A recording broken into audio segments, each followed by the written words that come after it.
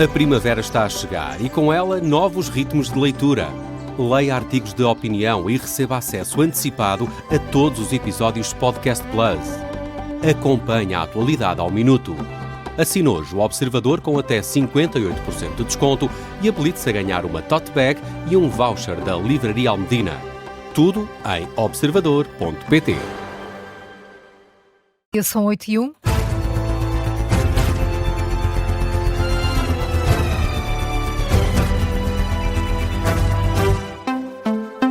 As notícias na Rádio Observador com Carla Jorge de Carvalho. Está marcada para daqui a uma hora a reunião entre o Governo, o GT e confederações patronais. As alterações à Lei do Trabalho voltam a estar em cima da mesa e o encontro desta manhã pode ser decisivo. Para perceber se vai ser possível um entendimento entre todas as partes em concertação social, a reunião está marcada para as 9 horas no Ministério do Trabalho, Solidariedade e Segurança Social. No final do encontro da semana passada, todas as partes destacaram que há uma maior aproximação e disponibilidade para um acordo. A Ministra do Trabalho também explica que a proposta que está em cima da mesa é bastante diferente da inicial, mas não deu mais detalhes. O regresso do banco de horas individual, a duração do prazo dos contratos ou a reintegração em caso de despedimento ilícito são algumas das medidas que ainda estarão a ser discutidas para se chegar a um acordo. A CGTP continua de fora das negociações, tal como tem acontecido até aqui. Apesar da trégua anunciada por Donald Trump até ao final da semana, à noite voltou a ser de ataques entre Irão e Israel. Em Tel Aviv, 6 pessoas ficaram feridas. É como se nada tivesse mudado, isto apesar de ontem o Presidente dos Estados Unidos ter anunciado conversações produtivas com o Irão e ter também falado de um adiamento por 5 dias nos ataques anunciados às centrais elétricas do país.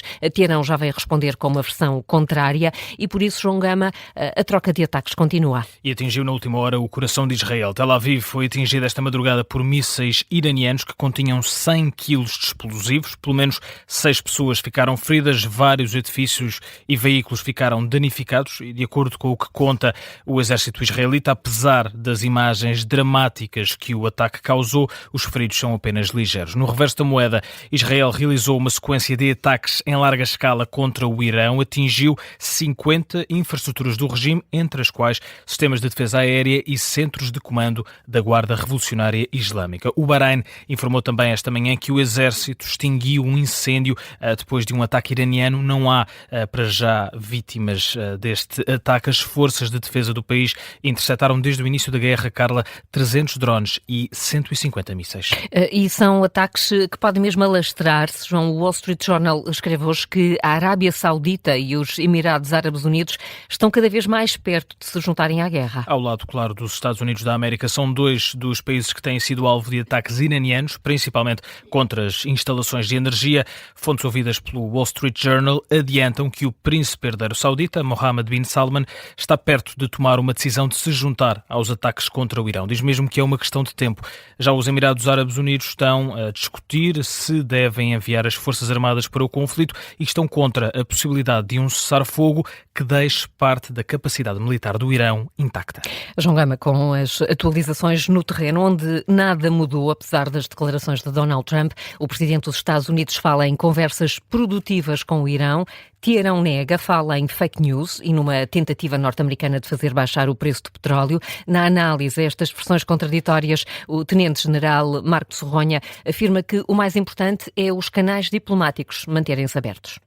Julgo que ambos estão a dizer a verdade, porque assim, de facto, o que Galibaf, o Presidente da Assembleia Iraniana, disse é que não havia conversações diretas com os Estados Unidos. E, de facto, não há. As conversações estão a ser feitas intermediadas pelo Paquistão, pelo Egito e pela Turquia, o que tudo se indica. E, portanto, o veículo diplomático está aberto, o que é importante também fazer essa nota, porque, de algum modo, Donald Trump começou a trabalhar enfim, aquilo que nós chamamos o fim da guerra, não é? Normalmente as guerras planeiam-se para começar e depois toda a gente se esquece como é que elas têm que acabar. E julgo que Donald Trump, nesse aspecto, está a fazer o seu trabalho, neste objetivo de definir aquilo que são as condições para o fim da guerra. A análise do Tenente-General Marco Sorronha no Gabinete de Guerra desta manhã. Entretanto, Portugal juntou-se ao grupo de 30 países dispostos a ajudar na reabertura do Estreito de Hormuz, a passagem crucial para a exportação de petróleo e de gás. Os especialistas em segurança interna e terrorismo avisam que só com uma intervenção policial forte será possível travar uma possível ameaça de crescimento de grupos anarquistas. Em causa está a tentativa de ataque na manifestação Marcha pela Vida. Um homem de 39 anos atirou um coquetel Molotov contra os participantes da manifestação junto à Assembleia da República no último sábado. A polícia adianta que é suspeito de integrar um grupo de conotação anarquista. Foi detido, saiu em liberdade, ficou apenas obrigado a apresentações diárias às autoridades.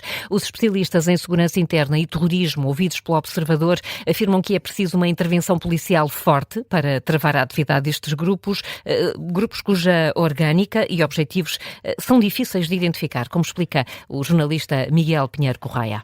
A grande definição acaba por ser, passando aqui um pleonasmo, em definição dos próprios movimentos, porque muitas vezes não se sabe o que é que defendem, ou sabe-se o que é que eles são contra alguma coisa, mas não se sabe ao certo o que é que eles defendem, o que é que propõem, porque muitas das vezes não propõem nada.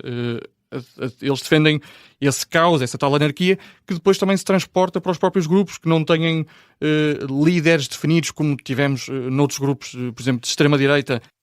O jornalista do Observador, Miguel Pinheiro Correia, na história do dia sobre o incidente na manifestação Marcha pela Vida que aconteceu no sábado. As autoridades internacionais estão há muito atentas a este tipo de organizações. Em Portugal, o polémico capítulo do RASI, o Relatório Anual de Segurança Interna, também faz referência aos anarquistas. Esta é a notícia que faz manchete. É a história no nosso site e a história do dia também já está disponível em podcast. São agora 8h07, daqui a pouco há Momentos de Glória. Primeiro, Carla, que outras notícias estão em destaque? Portugal registrou em 2024 o número mais baixo de sempre de casos de tuberculose. Foram 1.536, de acordo com o mais recente relatório da Direção-Geral da Saúde. As regiões de Lisboa e Val do Tejo e Norte mantêm-se como os locais mais afetados. Milhares de estudantes do ensino superior participam hoje numa manifestação nacional em Lisboa. O protesto é no Dia Nacional do Estudante.